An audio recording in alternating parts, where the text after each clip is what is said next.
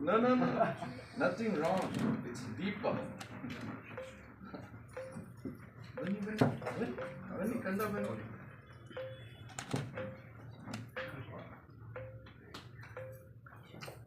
ಹಾಗೆ ನಮ್ಮ judge madam ಬಹಳ ಖುಷಿ ಆಯ್ತು.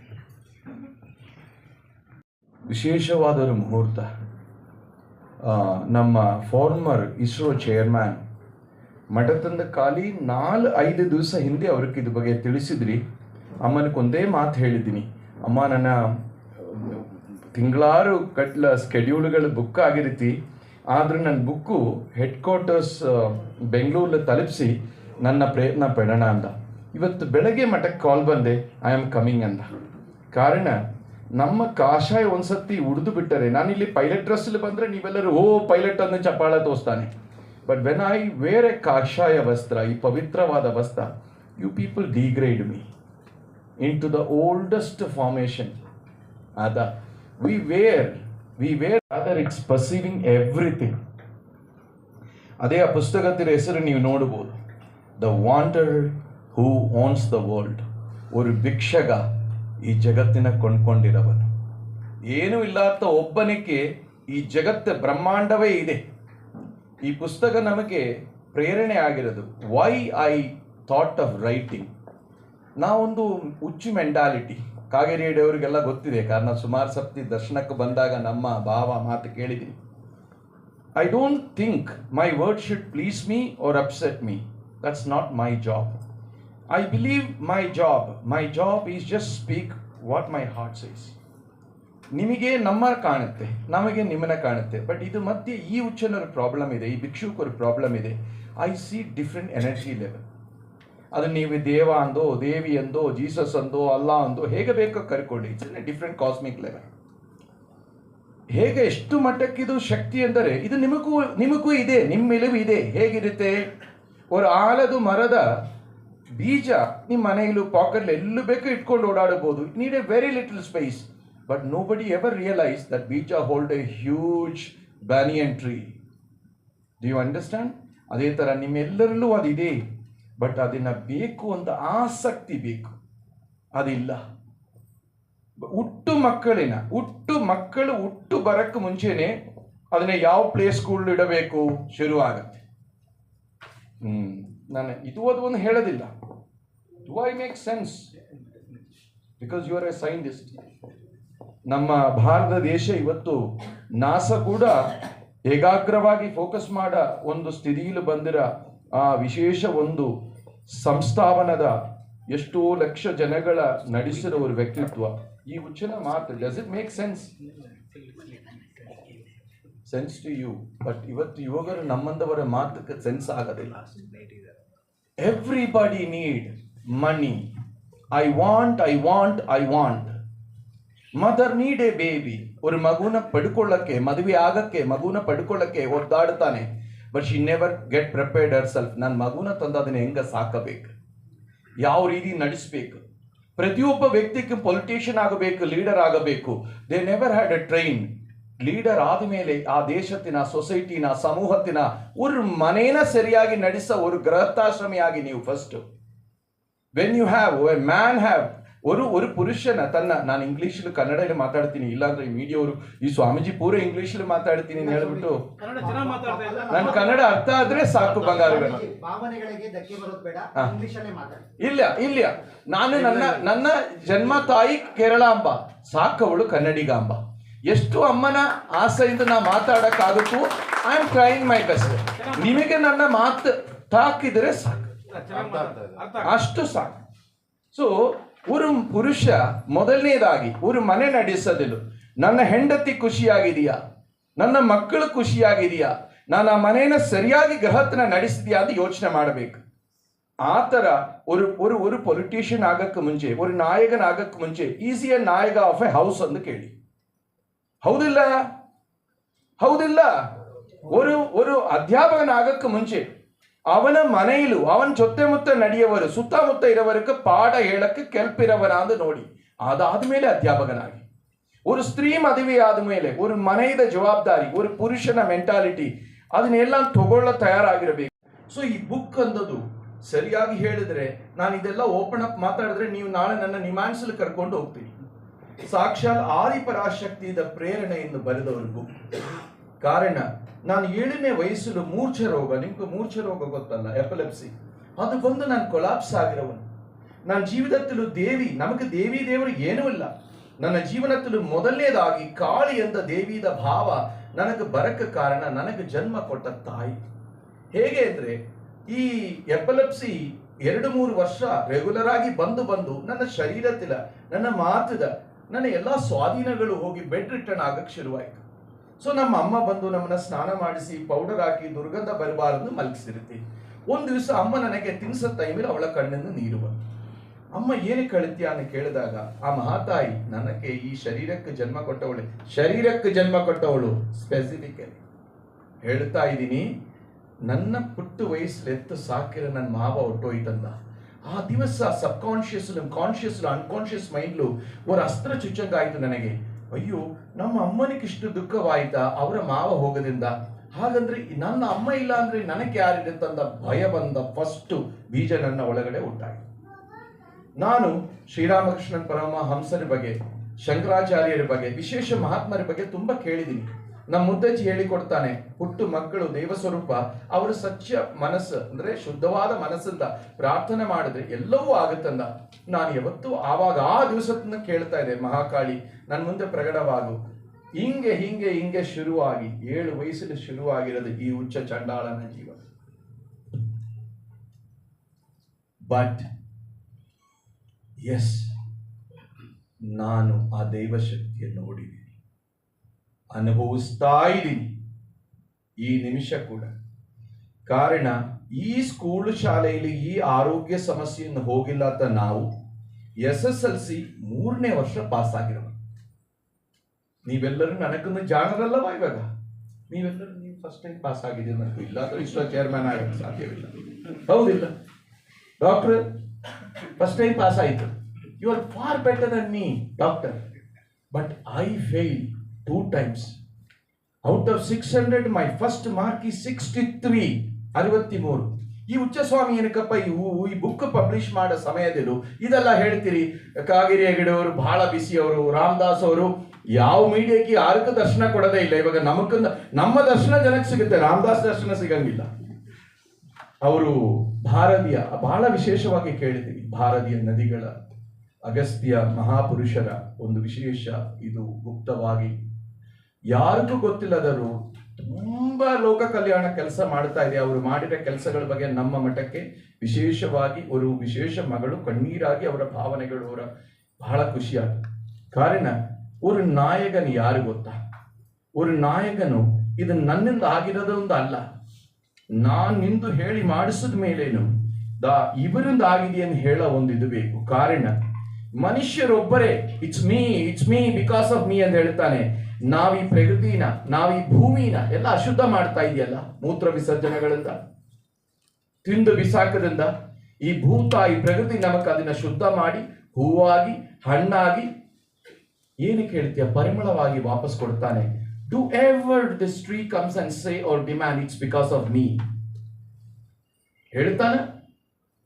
ஒரு ಗಿಡಮೂಲಿಕೆ ಯಾವತ್ತಾದ್ರೂ ಬಂದು ಹೇಳ್ತಾನ ನಮ್ಮಿಂದ ಈ ಜಗತ್ತು ನಿಲ್ತಿ ಅಂತ? ನಾವು ಹೇಳ್ತಾನೆ ಏನು ಮಾಡಿಲ್ಲ ಅಂದ್ರೂ ಕೂಡ we quote for what? You know everything. ಇಲ್ಲಿರೋ ಪ್ರತಿಯೊಬ್ಬರು ಈ ದಡ್ಡನಂದು ಬುದ್ಧಿವಂತರೇ.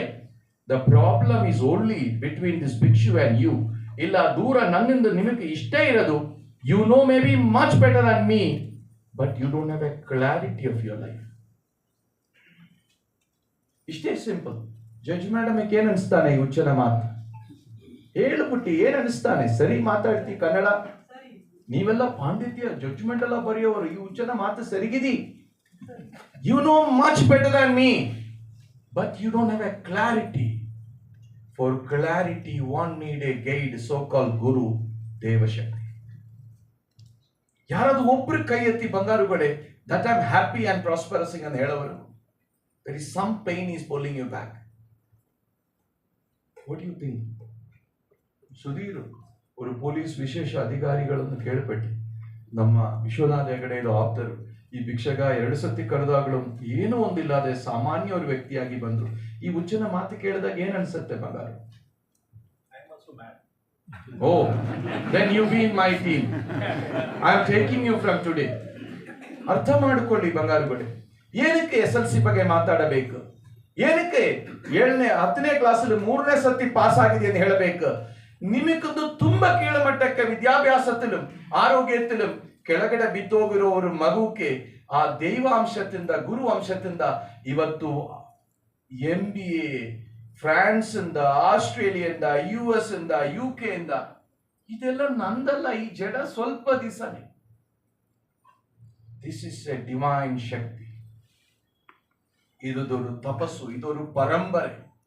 ಇವತ್ತು ಈ ಸಮೂಹത്തിൽ ಭಾರತೀಯ ದೇಶത്തിൽ ನಾವು ಕಳ್ಕೊಳ್ಳೋದಿದೆ. Everybody want everything, but after 5 minutes we are not happy anymore. ನಾವು ಅದ್ರ ಮೇಲೆ ಖುಷಿ ಇಲ್ಲ. We are not happy. Then why this all fight for? You are not happy that what you have. Then why should have that thing? ನಿಮಗೆ ಎಂದು ಬಂದ್ರು ಯಾವುದು ಬಂದ್ರು ಕೂಡ ಖುಷಿ ಅಲ್ಲ. ನೆಕ್ಸ್ಟ್ ಇನ್ನೊಂದು ಹೀಗಿದ್ದರೆ ಮತ್ತೇನಕ್ಕೆ ಅದಕ್ಕೆ ಇನ್ನೂ ಪ್ರಯತ್ನ ಪಡ್ತೀಯಾ? ಏನೂ ಇಲ್ಲದೆ ನೋಡಿ ಎಲ್ಲವೂ ನಿಮ್ಮ ಪಾದಕ್ಕೆ ಬರುತ್ತೆ. ನಿನ್ನೆ ನನ್ನ ಮಗ ಅವರಿಗೆ ಪುಸ್ತಕ ಬೇಕು, ನನ್ನ ಪುಸ್ತಕ ಬೇಕು. ಸಂಧ್ಯಾ ವಂದನ ಮಾಡಿದಾಗ, ಅನುಷ್ಠಾನ ಮಾಡಿದಾಗಲೂ ಅಮ್ಮ ಹೇಳಿಕೊಟ್ಟಿದ್ದಾನೆ, ಬುದ್ಧಿ ಬರುತ್ತೆ ಗುರುಗಳ ಪುಸ್ತಕದಿಂದ. ನನ್ನ ಹತ್ರ ಪುಸ್ತಕ ಮಾಡಿಕೊಂಡು ಬರೆದು ಕೊಡು ಅಂತ ಹೇಳಿದೆ. ಆ ಪುಸ್ತಕದಲ್ಲಿ ನಾನು ಏನ್ ಬರೆದು, what did I wrote in his book? Be true to yourself.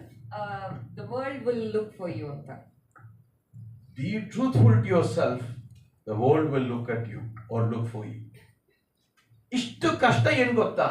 ನಾವು ಪ್ರತಿಯೊಬ್ಬರು ಈ ಜೀವನವೇ ಒಂದು ದೊಡ್ಡ ಡ್ರಾಮಾ, ಸೀರಿಯಲ್ ಡ್ರಾಮಾ ತರ ಯಾವತ್ತು ನಾನ್ ಸ್ಟಾಪಿಂಗ್. ಅದ್ರ ಮೇಲೆ ನಮ್ಮ ಮಾತಿನ ನುಡಿಯಲ್ಲಿ ಡ್ರಾಮಾ ಮಾಡಿಕೊಂಡಿದ್ರೆ where we do arrive into a conclusion and clarity. ಈ ಪುಸ್ತಕ ಬಗ್ಗೆ ಮಾತಾಡಾಯ್ತಾ ನೀವಿಲ್ಲಿ? ಸ್ವಲ್ಪ ಬ್ರೀಫ್. ಸಂಜಯ್ ಏನ್ ಮಾತಾಡಿದಿ? ಒಳ್ಳೆ ಮಾಹಿತಿ ಕೊಟ್ಟ ಇಲ್ಲ ಖರಾಬ ಮಾಹಿತಿ ಕೊಟ್ಟ? ಸಂಜಯ್ ನೀರಳಿಗಿ ವಿಶೇಷವಾದ ಪ್ರೊಫೆಸರು, ಒಂದು ಮೆಡಿಕಲ್ ಕಾಲೇಜಿನ ದೊಡ್ಡ ಪೊಸಿಷನ್. ನನಗದೆಲ್ಲ ಹೇಳೋದು ಇದಿಲ್ಲ.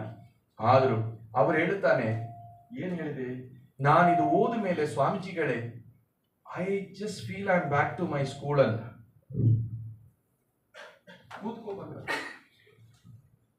ಇದು ಪ್ರತಿಯೊಬ್ಬ ವ್ಯಕ್ತಿಗಳಿಗೆ ನಾಟಬೇಕು. ಈ ಪುಸ್ತಕ ಓದ ನಂತರ you will not change, because this book is a brahmastra. It take you to such a place. There is, when you finish the book, there is nothing else to change. ನಮ್ಮ ಓದಿದೆಯಾ ಕಣ? ನನಗೆ ಗುರುಗಳ ಸನ್ನಿಧಾನ ಸಿಕ್ಕಿದ್ದು ಕೆಲವು ತಿಂಗಳ ಕೆಳಗೆ ಬಂಗಾರ ಮಕ್ಕಿಯಲ್ಲಿ ಹೋದಾಗ ಮೊದಲನೇ ಸರಿ, ಇವತ್ತು 2ನೇ ಸರಿ ಅವ್ರನ್ನ ನೋಡ್ತಾ ಇರೋದು. ಈ ಸಂದರ್ಭದಲ್ಲಿ ಅವ್ರು ಈ ಪುಸ್ತಕದ ಬಗ್ಗೆ ಮಾಹಿತಿ ಕೊಟ್ಟಾಗ ನನಗೆ 3 ದಿನದ ಕೆಳಗೆ ಪುಸ್ತಕ ಸಿಕ್ತು. ಓದಕ್ಕೆ ಶುರು ಮಾಡಿದೆ.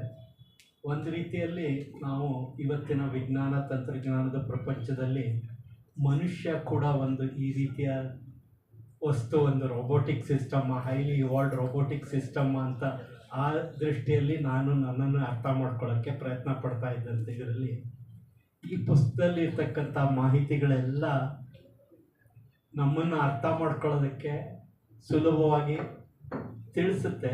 ಜೊತೆಗೆ ಈ ಪ್ರಪಂಚ ಅಥವಾ ಈ ಬ್ರಹ್ಮಾಂಡದಲ್ಲಿ ಇರ್ತಕ್ಕಂಥ ಎಲ್ಲ ವಿಷಯವನ್ನು ನಾವು ಹೇಗೆ ನಮ್ಮ ಒಳಗಡೆ ಹುಡುಕಿದ್ರೆ ಸಿಗುತ್ತೆ ಅನ್ನೋದಕ್ಕೆ ಒಂದು 5 ನಿಮಿಷ ತಗೋಬೋದು. 10 ನಿಮಿಷ ಇದು ಅವ್ರಿಗೆ ನಾಟು ಬಿಟ್ರೆ ಸಾಕು. ಈಗ ನಾನೇನು ರೀತಿಯಲ್ಲಿ ಪ್ರಯತ್ನ ಪಡ್ತಾ ಇದ್ದೆ ಅಂದರೆ, ಈಗ ಮನುಷ್ಯ ಕೂಡ ಒಂದು robotic system, highly evolved robotic system. ಯಾಕೆಂದರೆ ನೀವು ಇವತ್ತು ಪ್ರಪಂಚದಲ್ಲಿ ಏನೇ ಕೆಲಸ ಮಾಡಿಸ್ಬೇಕಾದ್ರೂ ಮೆಷಿನ್ಗಳನ್ನು ಉಪಯೋಗಿಸ್ತೀರ. ಆ ಮೆಷಿನ್ಗಳು ಯಾವ ರೀತಿ ಕೆಲಸ ಮಾಡುತ್ತೆ? ಒಬ್ಬ ಡಿಸೈನರ್ ಆ ಮೆಷಿನಲ್ಲಿ ಕೆಲಸ ಮಾಡೋದಕ್ಕೆ ಕೆಲವು ಆ್ಯಕ್ಚುಯೇಟರ್ಗಳು ಇಟ್ಟಿರ್ತಾನೆ, ಅದರಲ್ಲಿ ಇನ್ಪುಟ್ ತೊಗೊಳಕ್ಕೆ ಕೆಲವು ಸೆನ್ಸರ್ಗಳು ಇಟ್ಟಿರ್ತಾನೆ, ಅದನ್ನು ಕಂಟ್ರೋಲ್ ಮಾಡೋಕ್ಕೆ ಒಂದು ಕಂಟ್ರೋಲರ್ ಇದೆ. ಈಗ ಒಂದು ಸಿಂಪಲ್ ಎಕ್ಸಾಂಪಲ್ ಅಂದರೆ ಮಿಕ್ಸರೇ ತಗೋಬೋದು. ನೀವು ಮಿಕ್ಸರ್ ಒಳಗೆ ಜಾರೊಳಗೆ ಮೆಟೀರಿಯಲ್ ಹಾಕಿ ಸ್ವಿಚ್ ಆನ್ ಮಾಡಿದ್ರೆ ಅದು ಕೆಲಸ ಮಾಡುತ್ತೆ, ಅದನ್ನು ಪೌಡ್ರ್ ಮಾಡೋದು. ಒಂದು ಕಂಟ್ರೋಲರ್ ಇದೆ, ಸ್ವಿಚ್ ಆಸ್ ಅ ಸೆನ್ಸರ್, ಅದರಲ್ಲಿ ರೊಟೇಟ್ ಆಗೋ ಬ್ಲೇಡು, ಮೋಟರು ಎಲ್ಲ ಅದೆಲ್ಲ ಆ್ಯಕ್ಚುಯೇಟರು. ಈ ರೋಬೋಟ್ ಡಿಸೈನ್ ಮಾಡುವಾಗ ಪ್ರತಿಯೊಂದು ಡಿಸೈನಲ್ಲೂ ಕಂಟ್ರೋಲರ್ಗೆ ಆ್ಯಕ್ಚುಯೇಟರ್ಗೆ ಏನು ಇನ್ಸ್ಟ್ರಕ್ಷನ್ ಕೊಡಬೇಕು ಅದೆಲ್ಲ ಒಂದು ಮೆಮೊರಿನಲ್ಲಿ ಇಟ್ಟಿರ್ತೀವಿ. ಅಂದರೆ ರೋಬೋಟಲ್ಲಿ ಆ 4 ಐಟಮ್ ಆಗುತ್ತೆ. ಇನ್ಪುಟ್ ತೊಗೊಳಕ್ಕೆ ಸೆನ್ಸರು, ಕೆಲಸ ಮಾಡೋಕ್ಕೆ ಆ್ಯಕ್ಚುಯೇಟರು, ಅದನ್ನು ನಡ್ಸೋಕ್ಕೆ ಒಂದು ಕಂಟ್ರೋಲರು, ಒಂದು ಮೆಮೊರಿನಲ್ಲಿ ಕಂಟ್ರೋಲರ್ಗೆ ಇನ್ಸ್ಟ್ರಕ್ಷನು, ಹೆಂಗೆ ಏನು ಇನ್ಸ್ಟ್ರಕ್ಷನ್ ಕೊಟ್ಟರೆ ಅದು ಕೆಲಸ ಮಾಡುತ್ತೆ ಅಂತ. ಮೋಟರ್ ರನ್ ಮಾಡಬೇಕಾದ್ರೆ ಒಂದು ವೋಲ್ಟೇಜ್ ಬರುತ್ತೆ, ಕರೆಂಟ್ ಬರುತ್ತೆ, ಅದೆಲ್ಲ. ನಾವು ಯಾವುದೇ ಮೆಷಿನ್ ಡಿಸೈನ್ ಮಾಡಿದ್ರು ಅದಕ್ಕೊಂದು ಡಿಸೈನ್ ಲಿಮಿಟ್ ಇರುತ್ತೆ. ಈಗ ಸಿಂಪಲಾಗಿ ತೊಗೊಂಡ್ರೆ, ಮನೆ ಮಿಕ್ಸರೇ ತೊಗೊಂಡ್ರೆ ನಾವೇನು ಮಾಡ್ತೀವಿ, 2-3 ಸರಿ ಮಿಕ್ಸರ್ ಯೂಸ್ ಮಾಡಿದ್ರು ಬದಲು ಒಂದೇ ಸರಿ ಮಾಡೋಣ ಅಂತ ಜಾಸ್ತಿ ಓವರ್ಲೋಡ್ ಮಾಡ್ತೀವಿ. ಅದಕ್ಕೆ ಓವರ್ಲೋಡ್ ಮಾಡಿದಾಗ ಮೋಟರ್ ಬರ್ನ್ಔಟ್ ಆಗ್ಬೋದು. ಸೊ ಅವಾಗ ನಾವೇನು ಡಿಸೈನರ್ ಏನು ಮಾಡ್ತಾರೆ, ಈ ಮೆಷಿನ್ಗೆ ತಾನು ಮಾಡ್ತಾ ಇರೋ ಕೆಲಸ ತನ್ನ ಕ್ಷಮತೆಗಿನ್ನ ಜಾಸ್ತಿ ಇದೆಯಾ ಅಂತ ತಿಳ್ಕೊಳ್ಳೋಕ್ಕೆ ಕೆಲವು ಫೀಚರ್ಸ್ ಬಿಲ್ಡ್ ಮಾಡಿ ಅದಕ್ಕೆ ಮೆಕ್ಯಾನಿಸಮ್ಸ್ ಮಾಡ್ತೀವಿ. ಸೊ ಅದರಲ್ಲಿ ಇನ್ನೊಂದು ಮೆಮೊರಿ ಇರುತ್ತೆ. ಆ ಮೆಮೊರಿನಲ್ಲಿ ತನ್ನ ಕ್ಷಮತೆಗಿನ್ನ ಹೆಚ್ಚಿನ ಕೆಲಸ ಮಾಡ್ತಾ ಇದ್ದರೆ ಅದನ್ನು ಮಾಡದೇ ಇರೋ ಹಾಗೆ ಮಾಡೋದಕ್ಕೆ ಒಂದಷ್ಟು ಇನ್ಸ್ಟ್ರಕ್ಷನು. ಅಂದರೆ ಈಗ ಈ ಮೆಷಿನಲ್ಲಿ 5 ಪಾರ್ಟ್ಸ್ ಆಗುತ್ತೆ: ಸೆನ್ಸರ್ಸ್, ಆ್ಯಕ್ಚುಯೇಟರ್ಸ್, ಕಂಟ್ರೋಲರ್, 2 ಥರ ಮೆಮೊರಿ. ಈಗ ಇದಕ್ಕೂ ನಮಗೂ ನಾವು ಮಾತಾಡ್ತಿರೋದಕ್ಕೂ ಏನು ಸಂಬಂಧ ಅಂದರೆ, ಈಗ ಪ್ರತಿಯೊಬ್ಬ ಮನುಷ್ಯನ ತೊಗೊಂಡ್ರೆ ನಮ್ಮೆಲ್ರಿಗೂ ಈ ಪ್ರಪಂಚದಲ್ಲಿ ಏನು ನಡೀತಾ ಇದೆ ಅನ್ನೋದನ್ನು ತಿಳ್ಕೊಬೇಕಾದ್ರೆ ನಮ್ಮ ಹತ್ರ 5 ಜ್ಞಾನೇಂದ್ರಿಯಗಳಿದೆ. ಇದರ ಮೂಲಕ ಮಾತ್ರ ನಮಗೆ ಮಾಹಿತಿ ಸಿಗೋದು. ಅದೇ ರೀತಿ ನಾವು ಏನೇ ಕೆಲಸ ಮಾಡಬೇಕಾದ್ರೂ ನಮ್ಮ ಹತ್ರ 5 ಕರ್ಮೇಂದ್ರಿಯಗಳಿದೆ. ಅದರ ಮೂಲಕ ಮಾತ್ರನೇ ನಾವು ಕೆಲಸ ಮಾಡೋದು. ಕೈ, ಕಾಲು, ಮಾತು, ಎಕ್ಸ್ಕ್ರಿಟರಿ ಆರ್ಗನ್, ಜೆನಿಟಲ್ ಆರ್ಗನ್. ನಮ್ಮೆಲ್ಲರಲ್ಲೂ ಕಂಟ್ರೋಲ್ ಮಾಡೋಕ್ಕೆ ಒಬ್ಬ ಅಸಲಿ ಇಂಟೆಲಿಜೆನ್ಸ್ ಇದೆ. ಅದನ್ನು ನಾವು ಬ್ರೈನ್ ಅನ್ಕೋಬೋದು, ಏನಾದ್ರು ತಿಳ್ಕೊಬೋದು. ಒಂದು ಕಂಟ್ರೋಲರ್ ಇದೆ. ಇನ್ನೊಂದು ಮೆಮೊರಿ, ನಾವು ಈ ಪ್ರಪಂಚಕ್ಕೆ ಬಂದಾಗ, ಮಗು ರೂಪದಲ್ಲಿ ಬಂದಾಗ ಈ ಇಂಟೆಲಿಜೆನ್ಸ್ ಯಾವ ರೀತಿ ಕೆಲಸ ಮಾಡ್ತಾ ಇದೆ ಅಂತ ಯೋಚನೆ ಮಾಡಿದ್ರೆ, ತನ್ನ ಸುತ್ತಮುತ್ತಲು ಏನೆಲ್ಲ ನಡೀತಾ ಇದೆ ಅದನ್ನು ನೋಡಿ ತಾನೇ ತನ್ನ ರೂಲ್ಸ್ನ ಬರ್ಕೊಂಡು ತನ್ನನ್ನು ಯಾವ ರೀತಿ ನಡೆಸ್ಕೋಬೇಕು ಅದನ್ನೆಲ್ಲ ತಿಳ್ಕೊಂಡು ಒಂದು ಮೆಮೊರಿನಲ್ಲಿ ಸ್ಟೋರ್ ಮಾಡ್ಕೋತಾ ಬಂದಿದೆ.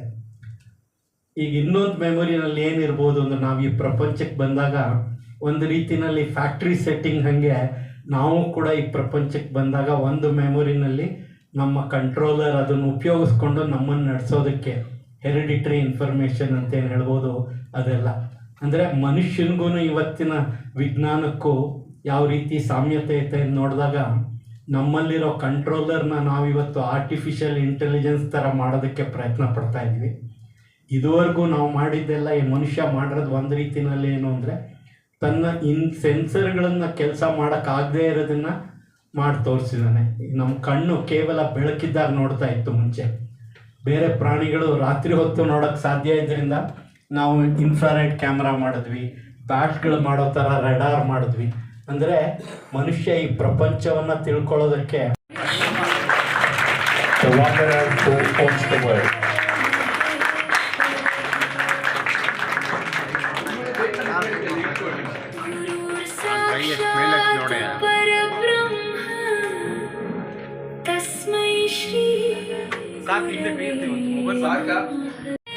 ಮೊಬೈಲ್ ಬೇಕಿತ್ತೆ ಟ್ರೈಪಾಡ್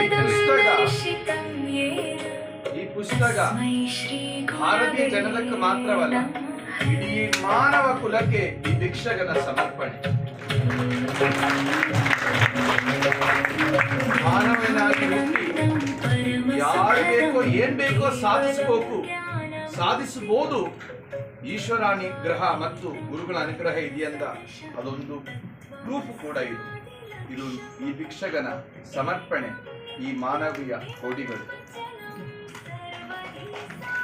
ಸರಿನಾ? ಕೂರ್ಬೋದಾ? With unparalleled comparison, the Guruji is drawn between the mother's womb and the cosmic, and the karma and the genetical system. It's amazing. It takes a lot of time for me to understand, and whatever the science he studies, he just conclude that it is not a science, and what he is mentioning in the book is a real science. So it is a real transformation, and I pray that this book reaches many people and let it transform their lives and transform the society. But ನಾನು ಎಲ್ಲರಿಗೂ ಭಯಪಡ್ತೇನೆ. ಒಂದು ಶ್ಲೋಕ ಹೇಳಿಬಿಡ್ತೇನೆ. ಆ ಶ್ಲೋಕನೇ ಹೆಚ್ಚಾಗಿ ಈ ಪುಸ್ತಕವನ್ನು ವರ್ಣಿಸ್ತದೆ ಅಂತ ನನಗನ್ನಿಸ್ತದೆ. Actually ನಾವೆಲ್ಲ ಗುರುಗಳ ದರ್ಶನಕ್ಕೆ ಹೋದಾಗ ಗುರು ಬ್ರಹ್ಮ ಗುರು ವಿಷ್ಣು ಅಂತ ಹೇಳ್ತಾರೆ, ಬಟ್ ಅದು ಬೇಡ ಈ ಸರಿ. ಅಜ್ಞಾನ ತಿಮಿರಾಂಧಸ್ಯ ಜ್ಞಾನಾಂಜಯ ಶ್ಲಾಘಯ ಚಕ್ಷುರ್ ನಿರ್ಮಿತಂ ಏನ ತಸ್ಮೈ ಶ್ರೀ ಗುರುವೇ ನಮಃ. ಇದು ಕನ್ನಡದ ಅರ್ಥ, ಅಜ್ಞಾನವೆಂಬ ಕತ್ತಲಲ್ಲಿದ್ದ ನನಗೆ ಜ್ಞಾನವೆಂಬ ಅಂಜನವನ್ನು ಕಣ್ಣಿಗೆ ಹಚ್ಚಿ ಬೆಳಕಿನತ್ತ ಕರ್ಕೊಂಡು ಹೋದ ಗುರುವೇ ನಿನಗೆ ನಮಸ್ಕಾರಗಳು. ಅಷ್ಟೇ ಸಾಕನ್ನಿಸ್ತದೆ ಈ ಪುಸ್ತಕದ ಬಗ್ಗೆ ಹೇಳೋದು. ಯಾಕಂದ್ರೆ ನಾನು ತುಂಬ ಅಜ್ಞಾನದಲ್ಲಿದ್ದೆ. ಈ ಪುಸ್ತಕವನ್ನು ಓದಿ, ಒಂದು ಪುಸ್ತಕ ಬರ್ತದೆ ಗುರುಗಳು ಆದೇಶ ಮಾಡಿದ್ದಾರೆ ಓದಬೇಕಂತೆ ಅಂತ ನನಗೆ ವಿಶ್ವನಾಥ್ ಅಣ್ಣ ಹೇಳಿದ. ಬಚಾವ್ ಹೋದೆ ನಾನು ಅಂತ ಅನ್ನಿಸ್ತು. ಯಾಕಂದ್ರೆ ಓದಿ ಅಂತ ಹೇಳಿದ್ದಾರೆ, ಅರ್ಥ ಮಾಡ್ಕೊಳ್ರಿ ಅಂತ ಅವ್ರು ಹೇಳಿಲ್ಲ ನನಗೆ. ಆನಂತರ ಸಹೋದರಿ ಇಲ್ಲಿ ಬಂದಾಗ ಕೇಳಿದ್ರು ಇವರು, ಓದಿದ್ರ ಸರ್? ಮತ್ತೆ ಬಚಾವ್ ಹೋದೆ. ಅವರು ಹೇಳಿದ್ರು ಅದೇ. ಗುರುಗಳು ಕೇಳಿದ್ರು ಓದಿದ್ರ ಅಂತ. ಓದ್ತಾ ಇದ್ದೇನೆ. ಭಗವದ್ಗೀತೆನ ಓದಿದ್ದೀವಿ. ಅರ್ಥ ಮಾಡ್ಕೊಂಡಿದ್ದೀರ? ಇಲ್ಲ.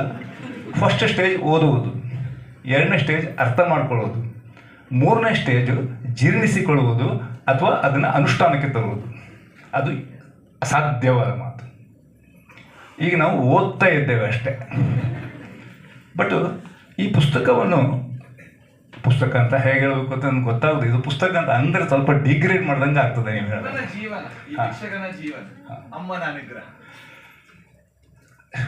ಸ್ವಲ್ಪ ಓದ್ತೆ ಹೋದೆ. ಈ ಕಷ್ಟ ನನಗೆ ಮೊದಲೊಮ್ಮೆ ಬಂದಿತ್ತು. ನಾನು ಶೃಂಗೇರಿಯಲ್ಲಿ ಇನ್ಸ್ಪೆಕ್ಟರ್ ಆದಾಗ ಜಗದ್ಗುರುಗಳು ಮತ್ತು ಒಬ್ಬ ಫಾರಿನ್ ಇಂಟರ್ವ್ಯೂವರ್ ಮಧ್ಯೆ ಒಂದು ಇಂಟರ್ವ್ಯೂ ಆಗತ್ತೆ. ಅದು ವರ್ಬಟಿಸಮ್ ಆಗಿ ಒಂದು ಬುಕ್ ಬಂದಿದೆ. ಅದಕ್ಕೆ ಡೈಲಾಗ್ ವಿತ್ ಗುರು ಅಂತ ಕೊಟ್ಟಿದ್ದಾರೆ. ಅದನ್ನು ನಾನು 5 ವರ್ಷ ಓದಿದ್ದೇನೆ ಅರ್ಥ ಆಗ್ಬೇಕಾದ್ರೆ. ಇದ್ದಿದ್ದು ಬರೀ 102 ಪೇಜ್. 102 ಪೇಜಿನ ಒಂದು the discussion between the interviewer and Shri Jagadguru. ಓದಬೇಕು. Will get to know lot of things. ಭಾಳಷ್ಟು ಜ್ಞಾನ ಬರುತ್ತೆ ಅದರಿಂದ. ಎಷ್ಟೊಂದು ಮಿಸ್ಟ್ರಿ ಇದೆ ಲೈಫಲ್ಲಿ, ಅದಕ್ಕೆಲ್ಲ ಸೊಲ್ಯೂಷನ್ ಸಿಗುತ್ತೆ ಅಂತ ಇದೆಲ್ಲ ತಿಳ್ಕೊಂಡಿದ್ವಿ. ಆಮೇಲೆ ಬಂತು ಶನಿವಾರ ಪುಸ್ತಕ ಬಂದ ತಕ್ಷಣವೇ ಭಾಳ ಖುಷಿಯಿಂದ ಪುಸ್ತಕ ಕೈಯಲ್ಲಿ ತೊಗೊಂಡ ತಕ್ಷಣವೇ ನೋಡಿದೆ, ಅಯ್ಯೋ ಬುಕ್ ಇಷ್ಟು ಚೆನ್ನಾಗಿದೆ ಅಲ್ಲ, ಇಷ್ಟೇ ಇದೆ ಅಲ್ಲ, ಇಷ್ಟು ಸಣ್ಣ ಬುಕ್ ಇದೆ, ನಾವು ಬೇಗ ಓದ್ಬಿಡ್ಬೋದು. ಇದು ಮೊದಲೇ ತಲೆಯಲ್ಲಿ ಬಂದಿರೋದು. ಇದು ಇಷ್ಟು ಲೈಟ್ ಇದೆ, ಇಷ್ಟೇ ಪೇಜಸ್ ಇದೆ, ಇಷ್ಟೇ ಚಾಪ್ಟರ್ಸ್ ಇದೆ.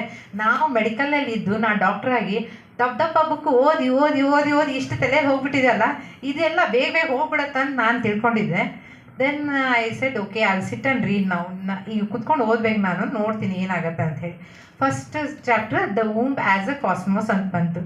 ಓಕೆ, ನನಗೇನೋ ಸ್ವಲ್ಪ ಮೆಡಿಕಲ್ ಎಲ್ಲ ನಾಲೆಜ್ ಇರೋದ್ರಿಂದ, ನಾನು ಚಿಕ್ಕ ಮಕ್ಕಳು ಡಾಕ್ಟ್ರು ಮತ್ತು ಸ್ವಲ್ಪ ಮೆಡಿಕಲ್ ನಾಲೆಜ್ ಇರೋದ್ರಿಂದ ನಾನು ತಿಳ್ಕೊಂಡೆ ಓಕೆ ನಂಗೆ ತಿಳಿಬೋದು ಅಂಥೇಳಿ. ಫಸ್ಟ್ ವರ್ಡ್ ನೋಡಿದ ತಕ್ಷಣ ವಾವ್ ಅನ್ನಿಸ್ತು. ಯಾಕಂದರೆ ಅದು ಫಸ್ಟ್ ವರ್ಡ್ ಏನಿದೆ ಅಂದರೆ very important. We arrive in this world as suddenly as we one day depart it. ಒಂದು ದಿವಸ ಸಡನ್ನಾಗಿ ಬರ್ತೀವಿ, ಒಂದು ದಿವಸ ಸಡನ್ನಾಗಿ ಹೋಗ್ತೀವಿ. But it is not that simple ಅಂತ ನೆಕ್ಸ್ಟ್ ಹೇಳಿದರು Guruji. Arrival has got so many preparation. ಹೋಗೋದು ಒಂದು ದಿವಸ ಪಟ್ಟಂತ ಹೋಗ್ಬಿಡ್ತೀವಿ, but arrival take place in so much of grand ಇದರಲ್ಲಿ. ಆಮೇಲೆ ಓದ್ತಾ ಹೋದಂಗೆ ತಿಳಿತು, ಸ್ವಲ್ಪ ತಿಳಿತು. ಆಮೇಲೆ ಅನ್ನಿಸ್ತು, ಅಯ್ಯೋ ನನ್ನ ಮೆಡಿಕಲ್ ನಾಲೆಜ್ ಇಲ್ಲಿ ವರ್ಕ್ ಆಗಲ್ಲ, it is much beyond than what I have learned ಅಂಥೇಳಿ. ಇದು ನನ್ನ ನಾಲೆಜಿಗೆ ಆಗೋದಿಲ್ಲ ಇದು. ದೆನ್ ನಾನು ಮತ್ತೆ ಅಷ್ಟರಲ್ಲಿ ಸಂಜೆಯವರು ಕುತ್ಕೊಂಡಿದ್ರು ಪಕ್ಕಕ್ಕೆ. ಅವರು ಖುಷಿಯಿಂದ ಓದ್ತಾಯಿದ್ರು. ಅವರಂತೂ ತುಂಬ ಎಂಜಾಯ್ ಮಾಡ್ತಿದ್ರು. Because is a voracious reader, he himself said. And I am just not at all a reader actually about the books. And sometimes I would have read some few non fictional books. So ಇದು ಸಿಕ್ಕ ತಕ್ಷಣವೇ ಅವರು ಓದ್ತಾಯಿದ್ರು, ಅವ್ರ ಕಣ್ಣಲ್ಲಿ ನೀರು ಬರ್ತಾಯಿದೆ, ಖುಷಿ ಆಗ್ತಾಯಿದೆ. Then I started asking him certain doubts. He said now don't ask me any doubts. ನಿನಗೆ ಹೀಗೆಲ್ಲ ಹೇಳ್ಕೊಂಡು ಹೋದರೆ ನಾನು 1 ಮಂತ್ ಆಗುತ್ತೆ ನಿನಗೆ ಒಂದು ಲೆಸನ್ ಕಲ್ಸೋಕ್ಕೆ ಅಂತ. Then I said okay. ನಾವು ಬಹಳ ಅದೃಷ್ಟವಂತರು. ಏಕೆಂದರೆ ಮನುಷ್ಯರಾಗಿ ಹುಟ್ಟೋದೇ ಎಷ್ಟೋ ಜನ್ಮದ ಪುಣ್ಯ ಅಂತ. 84 ಲಕ್ಷದ ಜನ್ಮದ ಪುಣ್ಯ, ಅಷ್ಟು ದೊಡ್ಡ ಪುಣ್ಯ.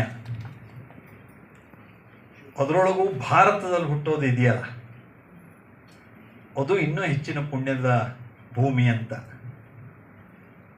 ಸೂರ್ಯನ ಕಿರಣ ಹೇಳಿದ್ರಲ್ಲ, ಆ ಸೂರ್ಯನ ಕಿರಣಕ್ಕೆ ಅದರದೇ ಆದಂಥ ಒಂದಷ್ಟು ಶಕ್ತಿ ಇರುತ್ತೆ ಅಂತಿದೆ.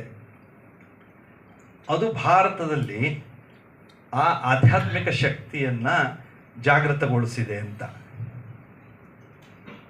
ನಾವು ಭಾರತದಲ್ಲಿ ಹುಟ್ಟಿ ಈ ಆಧ್ಯಾತ್ಮಿಕ ಶಕ್ತಿಯನ್ನೆಲ್ಲ ನೋಡುವಂಥ ಒಂದು ಅವಕಾಶ ಸಿಕ್ಕಿರೋದು ನಮ್ಮೆಲ್ಲರ ಜೀವನದಲ್ಲಿ ನಾವು ಅದೆಷ್ಟೋ ಹೆಚ್ಚು ಪಾಲಿನ ಪುಣ್ಯ ಮಾಡಿದ್ದೀವಿ ಅನ್ನುವಂಥ ನಂಬಿಕೆ ನಂದು.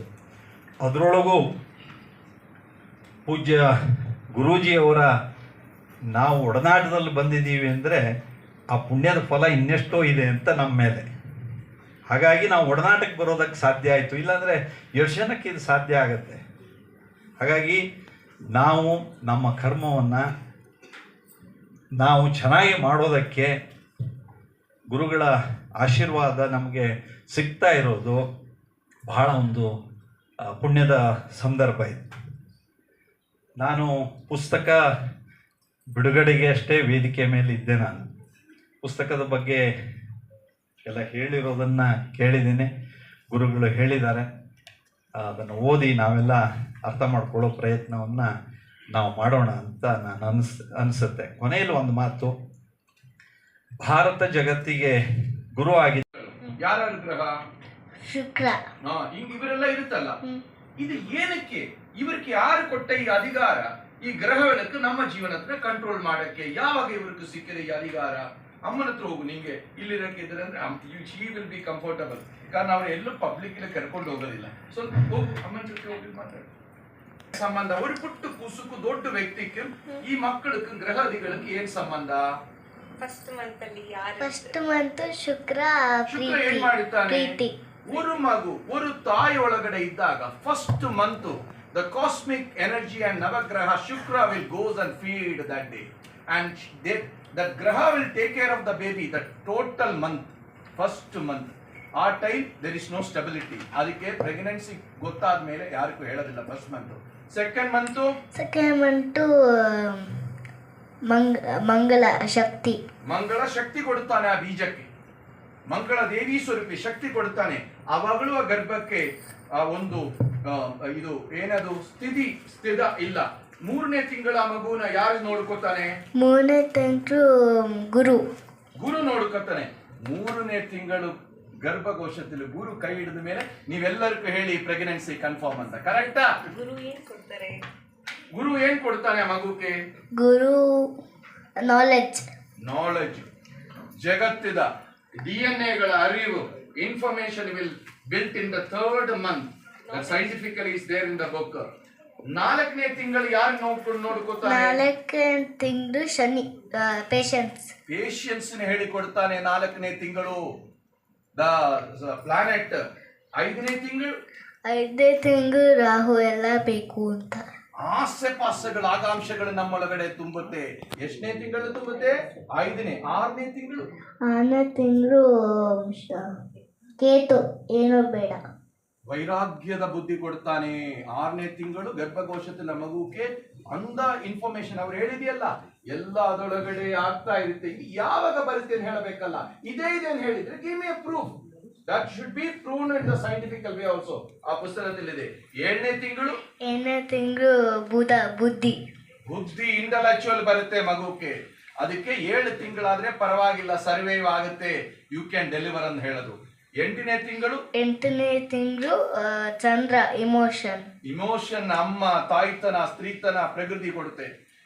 9ನೇ ತಿಂಗಳು ಸೂರ್ಯ ಪ್ರೈಡ್. ನಮ್ಮ ಮಗುನ ಹೆಂಗೆ ಮಠದಲ್ಲಿ ಬೆಳೆಸ್ತಾ ಇದ್ದೀನಿ ನೋಡಿ. ಒಂದು ಬೀಜ ನನ್ನಲ್ಲಿಟ್ಟೆ, ನನ್ನ ಹತ್ರ ಒಂದು ಬೀಜ ಇದೆ. ಇದೆಲ್ಲ ತಾಯ್ತನ, ಇದು ಮನುಷ್ಯರದು. ಒಂದು ಪ್ಲಾಂಟ್, ಒಂದು ಬೀಜ ಒಬ್ಬರು ಇಲ್ಲಿ ಹಾಕಿದ್ರೆ